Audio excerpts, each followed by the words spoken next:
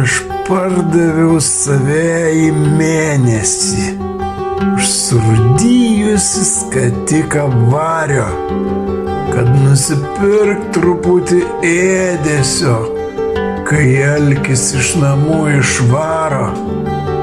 Pakėliau aš save į riterius, kardu su rankena suskilusi, iš tėvo paveldėjęs kitelį ir giesmę paukščio mirusio.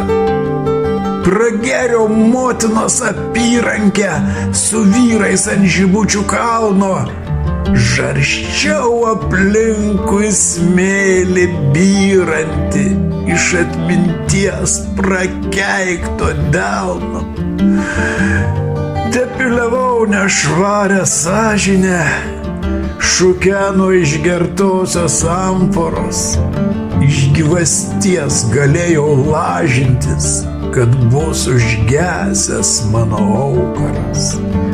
Pakėliau ragą, pilną bemolių, pučiau į aušrą tyliai klykiančią ir saujoje laikyto priemolio nagų žymes ištryškusias.